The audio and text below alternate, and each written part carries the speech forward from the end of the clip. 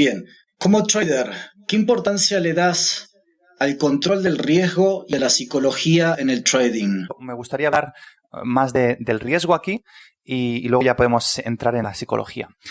Para mí el control del riesgo es de las cosas más importantes que existen. De hecho, he estado educando a muchos clientes en Global Prime, que es el broker, la corredoría de monedas australiana con la que tengo un rol donde contribuyo a través de educación, de contenido, etcétera.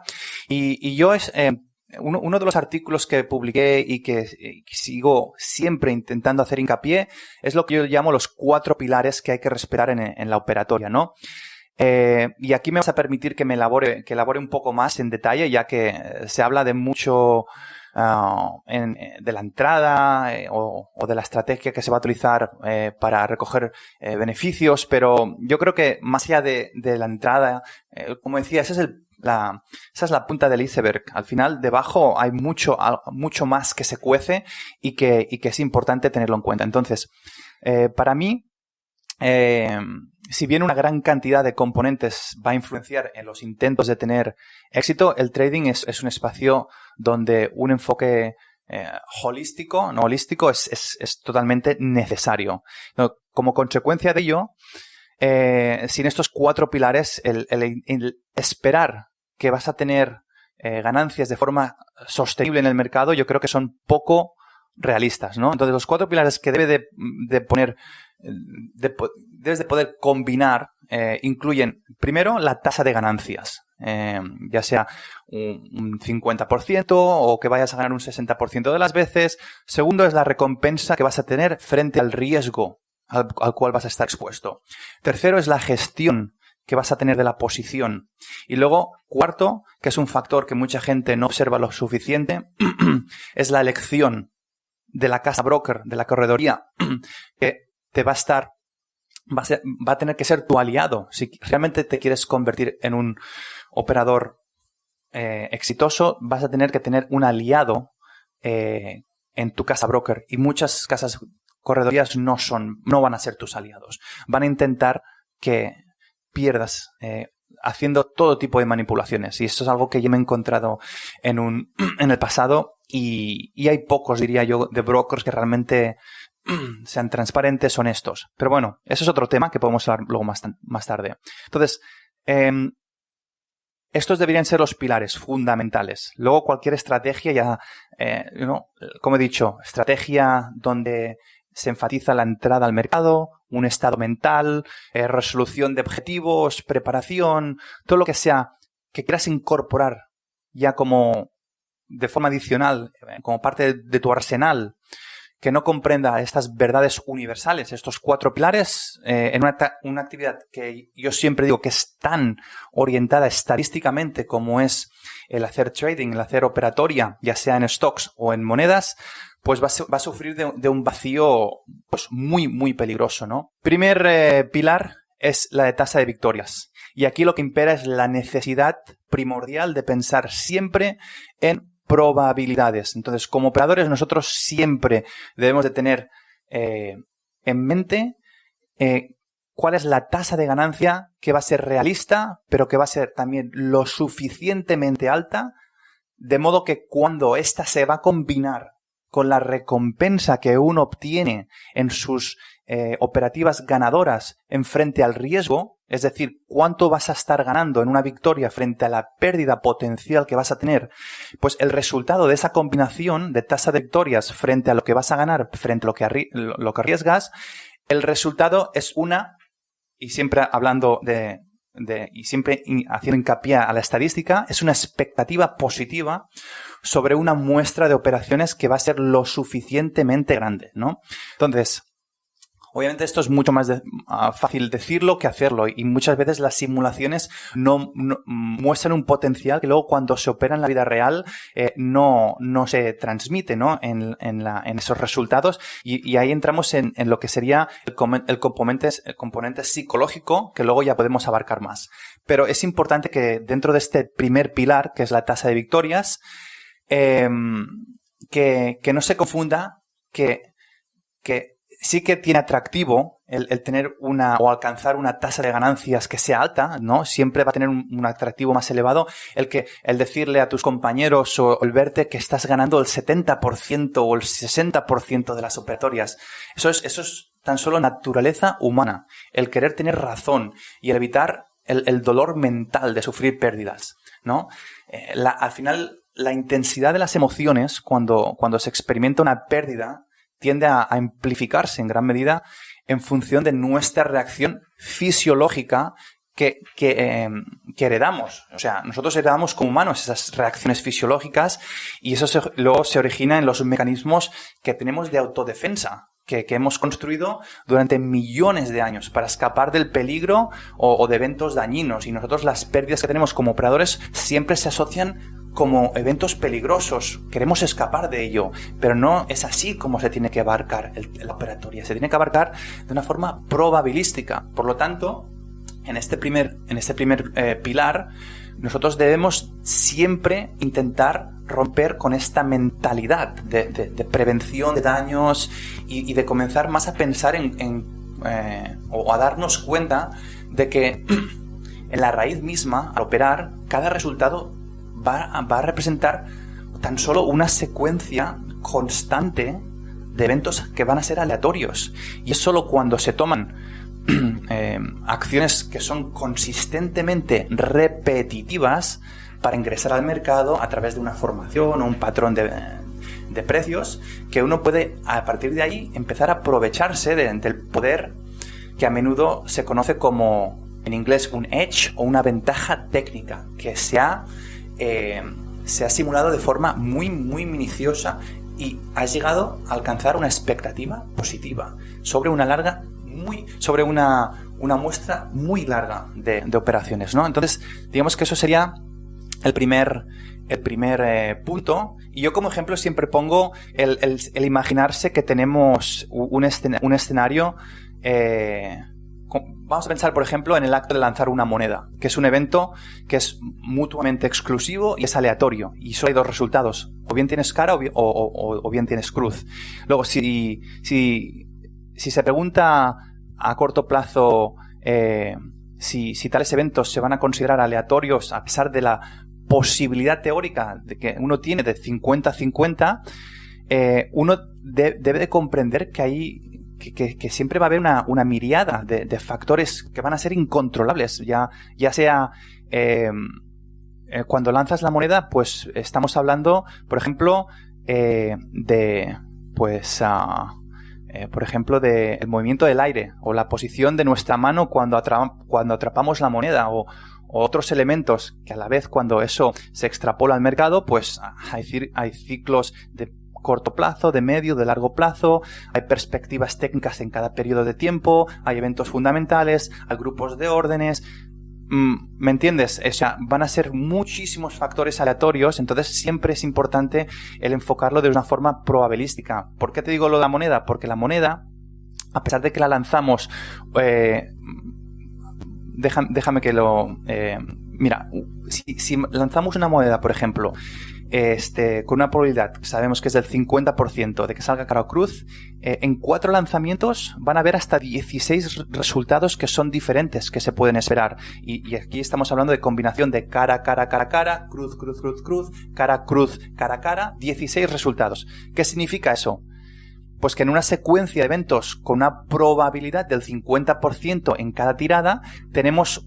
Al final y al cabo solo hay una probabilidad, creo que es del 6 o 6.25% de atravesar lo que sería un grupo que va a ser de suerte, ya sea buena o mala, y luego terminar con 4 caras o 4 colas en 4 tiradas, ¿no? Entonces, ¿qué significa eso? Que incluso 2 caras y 2 colas, 2 caras y 2 cruces, tirando 4 veces la moneda, sigue siendo, el resultado más probable sigue siendo 2 caras y 2 cruces, pero la probabilidad no es del 50%, es de un 37%. En otras palabras, en una muestra tan pequeña de eventos se aplica más la aleatoriedad, pero a medida que subimos la muestra de operaciones y empezamos a lanzar esa moneda 100 veces, por ejemplo, ahí se empieza a aclarar más y se observa como lo que diríamos que es una distribución en los resultados se empieza a sesgar más hacia el centro del gráfico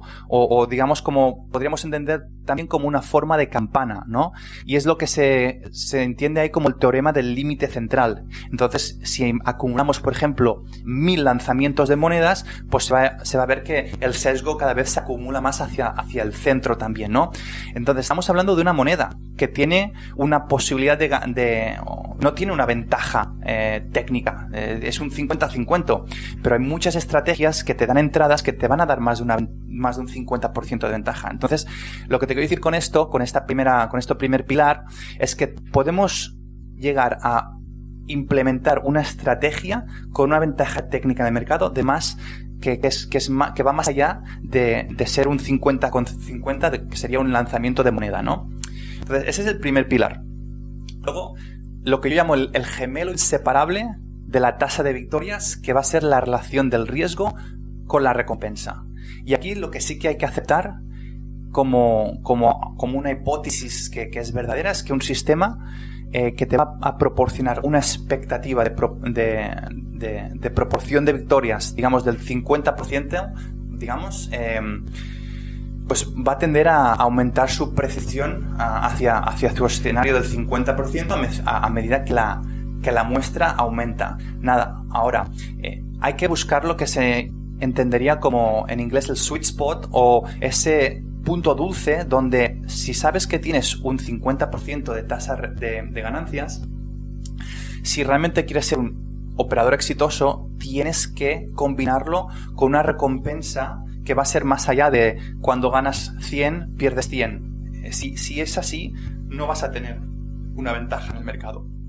Eso lo tienes que combinar con una recompensa que al menos va a ser de 1.5 frente a uno que pierdes o de 2 frente a uno que pierdes, ¿no? Entonces, aquí la clave es que no existe un enfoque correcto o incorrecto. Siempre hay que pensar en que este es un juego probabilístico y que el punto óptimo, uno que equilibre la ganancia y la proporción de riesgo-recompensa, es aquel que uno considere que sea el óptimo con tal de que te vaya a dar una expectativa positiva. Y ya puede ser un 50% de ganancias y 2 versus 1 de recompensa, puede ser un 80% de tasa de ganancias y solo quieres ganar 0.5 frente a uno que arriesgas, o puede ser un 20% de tasa de ganancias, pero cada vez que ganas vas a ganar 4 veces más que cuando pierdes, ¿no? Entonces eso es algo importante que los operadores lo tengan en cuenta. Luego, el riesgo. De nada sirve lo que estoy diciendo si luego no se tiene en cuenta el diablo, ¿no?, que existe en los detalles, y ese es el riesgo. O sea, todo lo que estoy exponiendo aquí, si luego vas a intentar operar en el mercado con un riesgo de un 5 o un 10% en cada operación, pues va a ser difícil de que estés inmune de grupos de tiradas de moneda o de operatorias que van a ser de mala suerte y vayas a acumular 4 o 5 operatorias en las cuales vas a perder. Si pierdes 4 operatorias operando con un riesgo en cada una de ellas de un 5%, si la cuenta te ha bajado de 100 a 80, el recuperar y volver de 80 a 100, ya no estamos hablando de que tienes que recuperar ese 20%, tienes que recuperar ya, estaríamos hablando de casi un 30%, un 25, 26%. Imagínate si te baja de 100 a 50. Te baja un 50%, pero ahí ya tienes que empezar a recuperar un 100% de tu capital, con tal de volver a donde te encontrabas, ¿vale? Ese es el tercer pilar. Y luego el cuarto pilar es el tener una corredoría en la cual tú puedas confiar en ella. Y el hecho de por qué también estoy contribuyendo en Global Prime es porque tiene una transparencia que creo que es única, hasta el punto de que te dan recibos de las operatorias que entraste en el mercado, qué proveedor de liquidez se acomodó esa entrada al mercado, pues ya sea HSBC, ya sea cualquier tipo de banco, ¿no? Y es algo que nunca había escuchado, y hace años ya que me enteré de ello y dije, una corredoría que te da esos niveles de transparencia es una con la que realmente quiero estrechar la relación para que sean mis aliados a la hora de operar los mercados, ¿no? Y ese sería el cuarto punto, Marcos. Y creo que ya me he extendido bastante en esta pregunta. Sí, Iván, queda muy claro que tienes un sistema, una estructura armada, y eso se entendió formada por estos 4 pilares. Y contame ahora, dentro de este sistema, antes de iniciar una operación, ¿tenés un plan claro? Si tenés un plan, ¿qué debe incluir este plan? Pues Marcos, yo creo que de nuevo, todo lo que he dicho a nivel de los 4 pilares de nada va a servir a no ser que uno tenga un plan. Es fundamental. Y como analogía, de nuevo, yo siempre digo, y es por el hecho de que me fascina el poder ayudar, el poder cooperar con esta casa de broker, Global Prime, porque puedo educar a la gente en estos tipos de aspectos. Entonces, a la hora de hablar de un plan, yo siempre les comento que como analogía, nosotros cuando conducimos un coche en la carretera, nosotros siempre debemos de cumplir constantemente con las normas de tráfico con tal de armonizar pues ciertos comportamientos, ¿no? Desde detenerse en un semáforo en rojo, reducir la velocidad, usar cadena de nieves en ciertas condiciones climatológicas, como supongo que tenéis allí en Andorra, etcétera, ¿no? Luego, afortunadamente, para nuestra propia seguridad, esta armonización, cuando estamos pensando del tráfico, es algo que ocurre de una forma, o sea, está bien definido, ¿no? Cuando operamos los mercados, a diferencia de la conducción, no existen reglas, no existe nadie que nos va a decir qué hacer y qué deshacer, sino que nosotros tenemos que, digamos que esto lo que significa es que si no existe un marco de referencia, como en el tránsito, que vaya a controlar nuestras acciones, pues esto de operar en los mercados se puede volver muy caótico y nuestro comportamiento en gran medida inconsistente, ¿no? Entonces, además de eso, el operar es un juego no solo de probabilidades, sino es un juego mental. Es por eso que antes dije, ¿quieres hablar de riesgo o quieres hablar de psicología? Porque es tanto un juego probabilístico como lo es mental. Luego, como es un juego tan mental, esto involucra arriesgar dinero. Y eso puede ser muy agotador para el cerebro de uno, porque al final causa decisiones que pueden ser irracionales si no hay un plan de acción. Entonces, esta es otra de las razones por las que es necesario estar absolutamente al 100% seguro de cómo se va a proceder, cómo se va a actuar en todas y cada una de las situaciones que te vas a encontrar como operador a lo largo de tu carrera. Debemos de siempre estar evitando por todos los medios el desorden, con tal de que siempre impere o siempre domine el respetar un proceso. Y ese proceso está en el plan, en ese plan de acción, ¿no?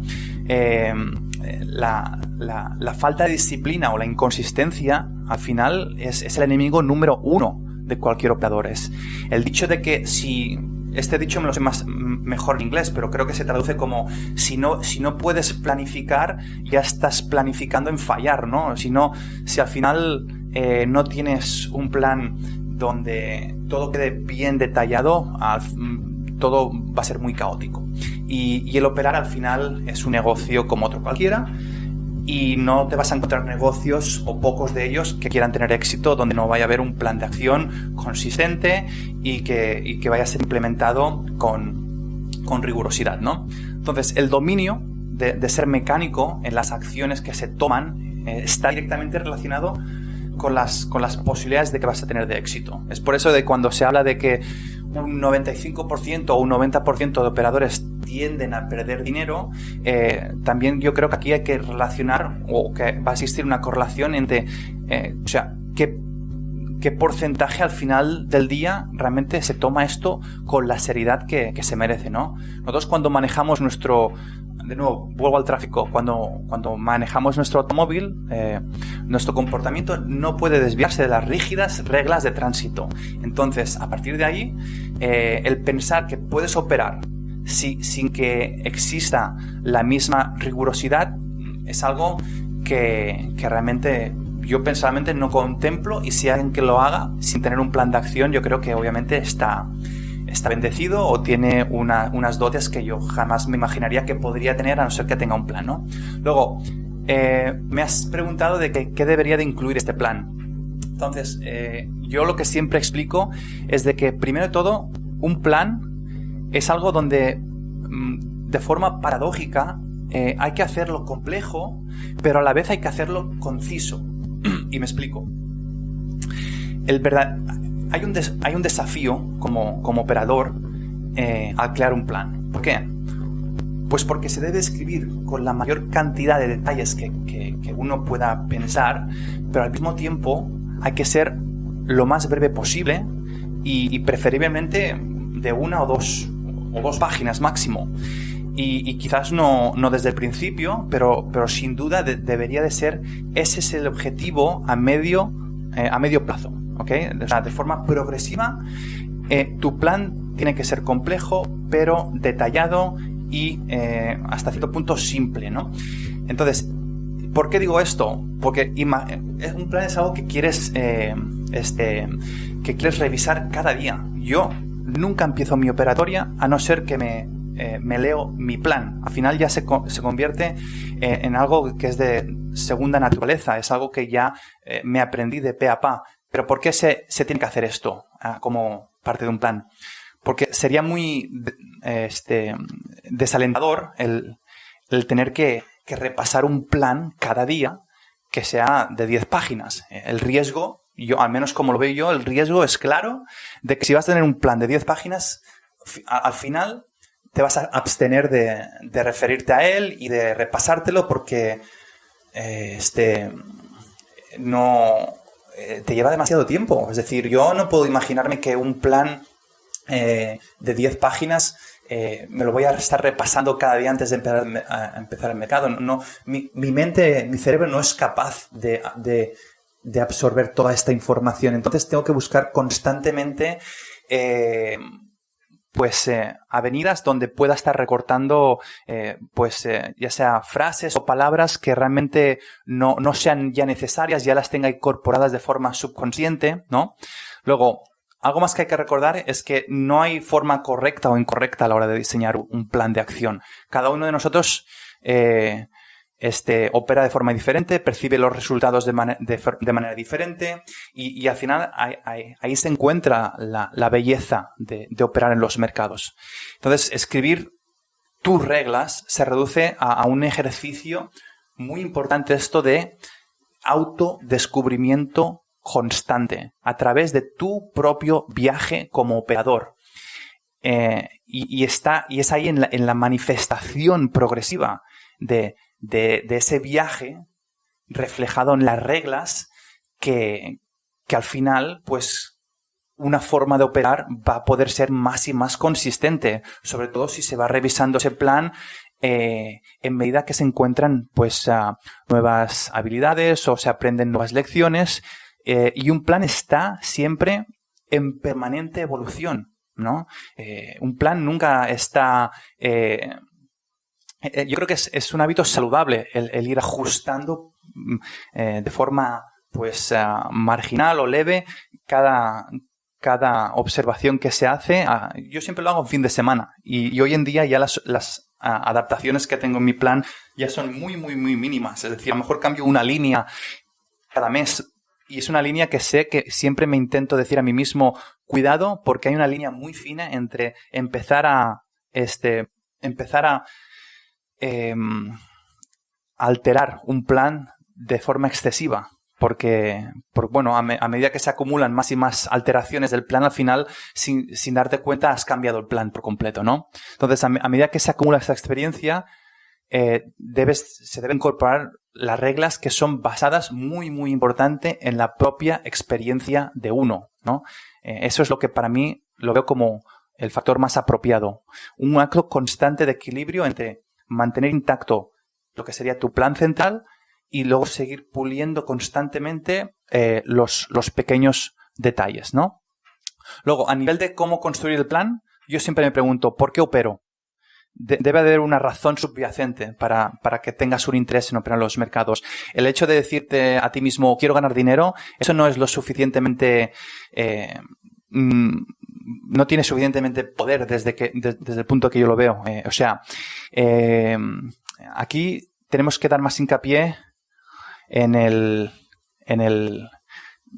la gente piensa en el cómo, pero también es el por qué, ¿okay? Obtener un ingreso en el mercado de divisas al fin y al cabo es un subproducto y un medio para un objetivo, y el por qué real debe ser una serie de razones que lo motivan. Ya puede ser porque quieres tener independencia financiera, ya puede ser porque quieres dar soporte a tu familia, ya puede ser porque tienes una mente de crecimiento constante y la operatoria te ayuda a satisfacer estas formas en que ves la vida. Será este por qué que lo que hará es hacerte ser responsable y te mantendrá de alguna forma encaminado con tus objetivos a largo plazo cuando las cosas pues se pongan difíciles. Entonces, el definir el por qué, número uno, muy importante. Luego, el definir cuál es tu rutina, la rutina diaria que tienes, ¿eh? Cuanto más mecánica y consistente sean los hábitos que tú tienes, pues mayores van a ser las probabilidades de que entres al final en un grupo de, no sé si lo quieres considerar de élite, o de hecho al final es que ganen dinero de forma consistente, ya sea a nivel de cada 3 meses, de forma trimestral, de forma anual. Y un plan debe describir también esto. ¿Cuáles son tus rituales? ¿Cuáles son tus rutinas diarias? Yo, por ejemplo, me levanto cada día y llego y siempre sigo unas rutinas muy fijas durante todo el día. Y entonces estas rutinas es lo que me hacen que esté preparado mentalmente. Realizo ejercicios diarios para mantener alejado emocional y psicológicamente el valor monetario de mi cuenta. Eso me ayuda. Yo personalmente también trabajo constantemente para mantener mi forma y mi cerebro, para que estén listos siempre para el rendimiento óptimo en la operatoria. Luego también se puede pensar en ¿qué rutinas vas a tener a nivel de operar el mercado? Como he comentado antes, te vas a estar revisando el plan antes de operar, vas a estar haciendo ejercicios que ayuden en la canalización de fisiológica al cuerpo, en cómo respiras. Por ejemplo, yo practico durante 10 minutos al día lo que se llama shamatha. Shamatha es un ejercicio de respiración. Lo que intento es vaciar la mente de pensamientos, ¿no? Y cada vez que vas haciendo más, pues cada vez te ayuda más, ¿no? El hecho de poder llegar a puntos donde existe un vacío durante X segundos o X minutos. Es mucho más difícil el decirlo que hacerlo. Y todo eso son rutinas. Y eso debe estar reflejado en tu plan. Y luego también está el describir la estrategia que vas a tener de entrada y salida, como he estado comentando antes. Y finalmente la gestión del riesgo. La gestión del riesgo es muy, muy importante. Y luego también el tener límites. ¿Cuánto vas a estar... ¿Cuánto riesgo quieres estar expuesto a nivel diario, a nivel semanal, a nivel mensual? Y luego las observaciones como parte del plan de acción, que yo eso lo asociaría más como en el punto 3, cuando te he comentado cuáles son describir la estrategia de entrada y salida que tienes del mercado. Ahí sí que poco a poco, a nivel que adquieres experiencia, pues puedes irlo ajustando un poco y tienes que tener un poco de flexibilidad. Y es ahí donde hasta donde llegaría para elaborar un plan de acción.